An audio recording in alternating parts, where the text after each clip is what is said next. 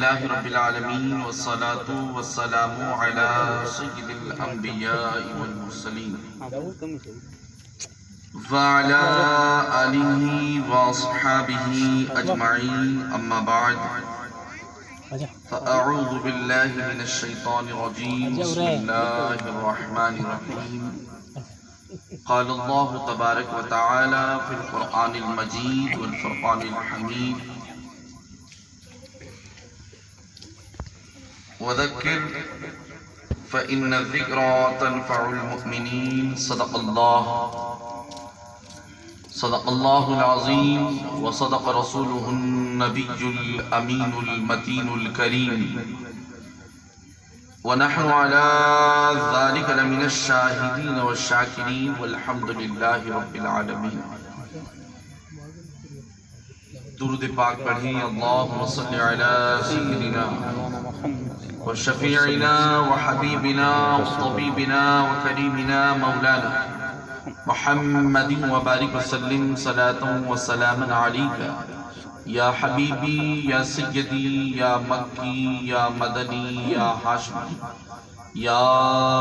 قرشي يا مطلبي يا رسول الله صلى الله تعالى عليه وسلم. عزیزان ملت اسلامیہ، خدائے وحدہ لا شریک کا کروڑا کروڑ شکر و احسان کہ جس کی توفیق سے آج ہم سب یہاں جمع ہو کر اللہ تعالیٰ اور اس کے پیارے حبیب صلی اللہ تعالی علیہ وسلم اور اس کے محبوب بندوں کا ذکر جمیل کرنے اور سننے کی سعادتیں حاصل کر رہے ہیں. رب کائنات کی بارگاہ میں دعا ہے کہ مولا تبارک و تعالی مجھے حق کہنے اور آپ تمامی حضرات کو حق سننے اور اس کے مطابق عمل کرتے ہوئے زندگی گزارنے کی توفیق عطا فرمائے. اللہ رب العالمین آج کی ہماری اس محفل کو اپنی بارگاہ میں قبول فرمائے اور اس کے صدقے اہل محلہ نے جس اچھی نیت کے ساتھ اس بزم کا انعقاد کیا ہے، مولا تبارک تعالیٰ ان کی تمام نیک جائز مرادوں کو اپنی بارگاہ میں شرف قبول عطا فرمائے. الحمدللہ کافی دیر سے آپ تمامی حضرات اللہ اس کے رسول کا ذکر سن رہے ہیں اور انشاءاللہ تعالی میرے ماں بعد بھی کئی بڑی ہستیاں منبر رسول پر جلوہ فرما ہیں اور مہمان خصوصی حضرت علامہ مولانا نور الہدیٰ صاحب قبلہ دامت برکاتہم العالیہ وہ بھی عنقریب تشریف لانے والے ہیں. حضرت کا بھی آخر میں خطاب نایاب ہوگا، لہٰذا آپ بیداری کے ساتھ بیٹھیں اور جو بھی خطیب یا شاعر یا نعت رسول صلی اللہ علیہ وسلم گنگنانے کے لیے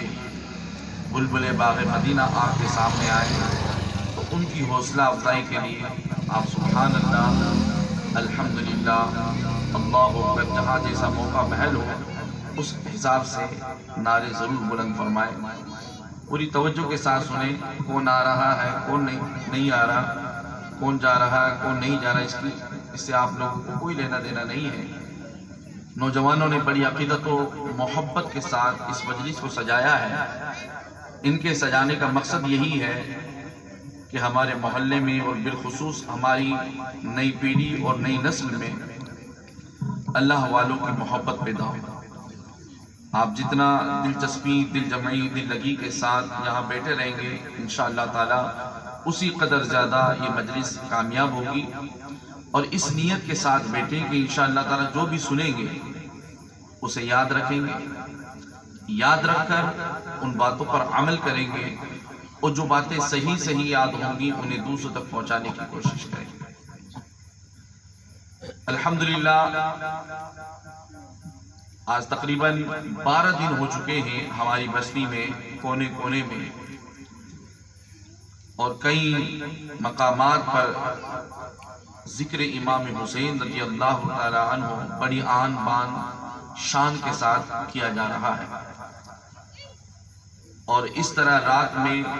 جمع ہو کر یہ کئی سالوں سے یہ سلسلہ ہمارے یہاں رمانہ رونے بھی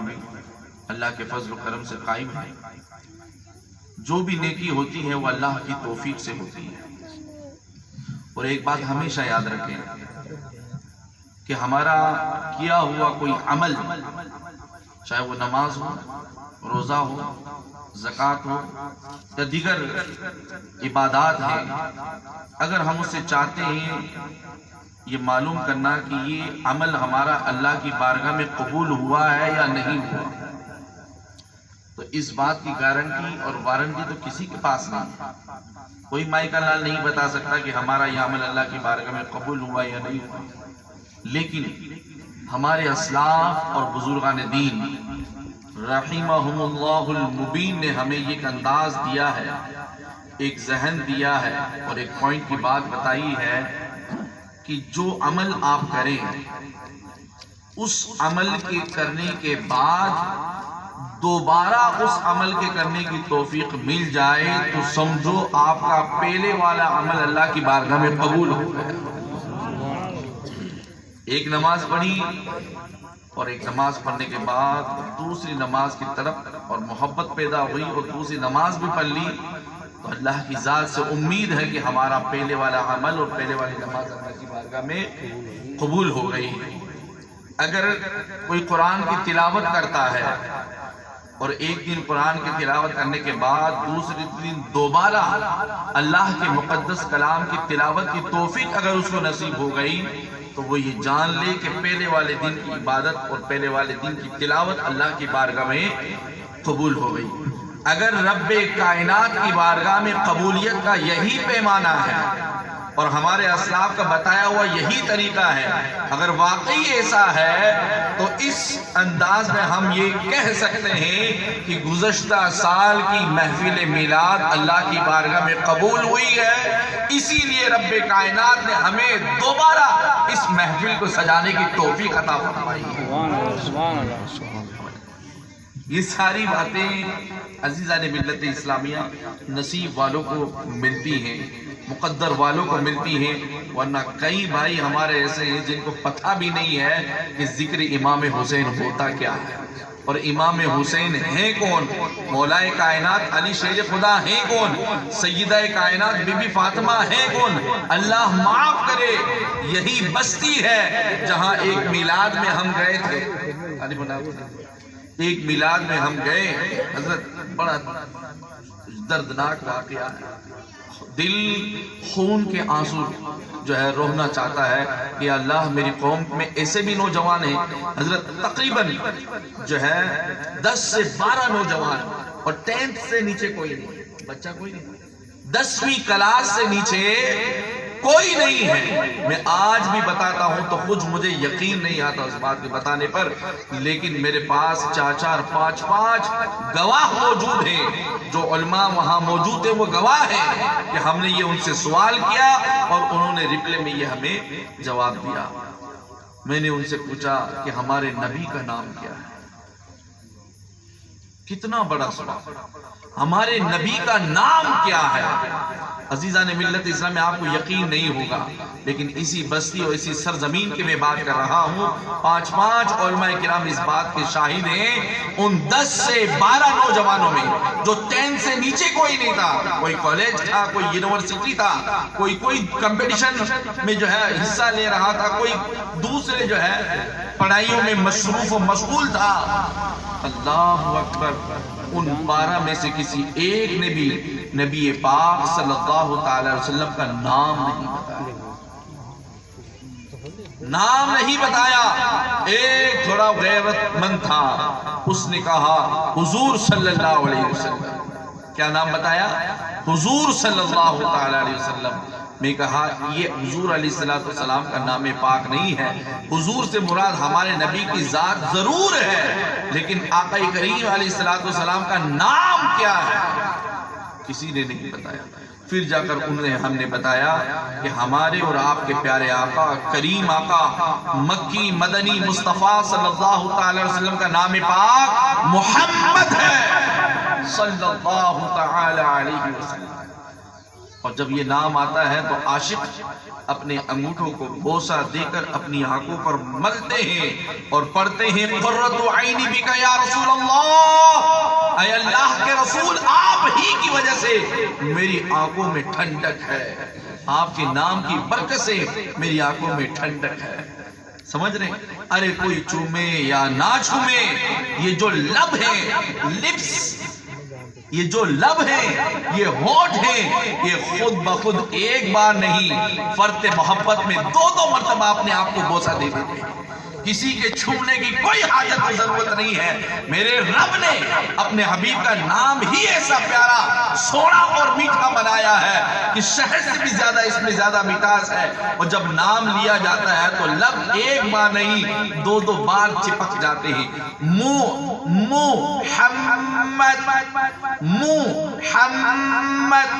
دو مرتبہ لب اپنے آپ کو بوسہ دیتے ہیں، چومتے ہیں اور جھومتے ہیں آقا کریم علیہ السلام کے نام پاک پر۔ تو بہرحال عزیزان ملت اسلامیہ، کہنے کا مطلب اور مقصد یہ ہے کہ یہ تمام باتیں ہمارے علم میں ہونی چاہیے کہ آقا کریم علیہ السلام کا نام پاک کیا ہے، نبی پاک صلی اللہ تعالی وسلم کی امی جان کا نام کیا ہے، پیارے کریم آقا صلی اللہ تعالی وسلم کے ابا جان کا نام کیا ہے،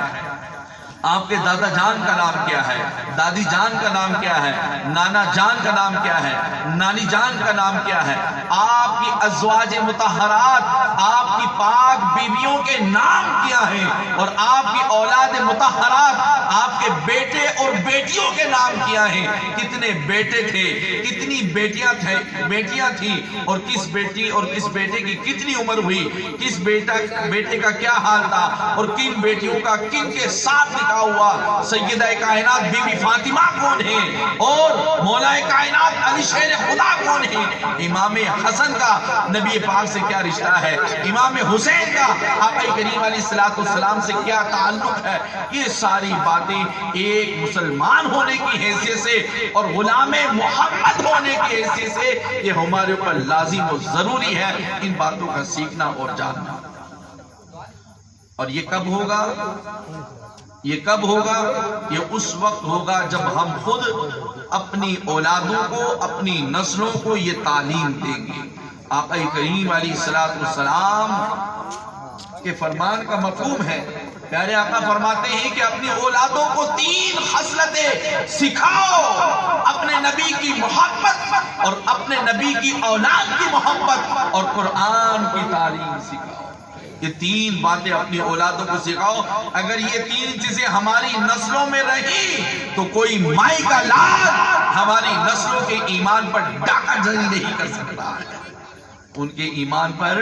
ڈاکہ زنی نہیں کر سکتا ہے۔ بہرحال عزیزان ملت اسلامیہ، الحمدللہ چاروں طرف سیدنا امام حسین رضی اللہ تعالی عنہ کے ذکر مبارک کے جلوے ہیں، چرچے ہیں، اور آقا کریم علیہ السلام کی نسل پاک اور اولاد پاک کو یاد کیا جا رہا ہے۔ یہ اللہ تبارک و تعالیٰ کی توفیق ہی سے ہوتا ہے، ورنہ نہ جانے کتنے ایسے ہیں جن کو نبی پاک صلی اللہ علیہ وسلم کا نام پاک بھی یاد نہیں ہے۔ یہ واقعات، یہ جلسے، یہ جلوس، یہ مجلسیں، یہ محفلیں، یہ جگنامے کس لیے سجائے جاتے ہیں؟ تاکہ ہم ان اللہ والوں اور ان مقدس ہستیوں کی سیرت سنیں، ان کی زندگی پاک کے حالات و واقعات سنیں، اور ان حالات و واقعات سے سبق سیکھ کر انہیں اپنی زندگی کا حصہ بنا لیں۔ مجھ سے ماقبل حضرت علامہ مولانا طیب صاحب قبلہ نے ایک عظیم الشان کتاب صبر کے حوالے سے واقعات، حکایات، قرآنی آیات اور احادیث کی روشنی میں بڑی تفصیل کے ساتھ بیان کیا، لیکن بدقسمتی ہماری یہ ہے کہ ہم توجہ کے ساتھ نہیں سنتے۔ ہمیشہ جب بھی ایسی مجلسوں میں بیٹھے، پہلے اپنی نیت کو درست کر لیں کہ میں یہاں کس لیے بیٹھا ہوں۔ جب نیت صاف ہوگی انشاءاللہ منزل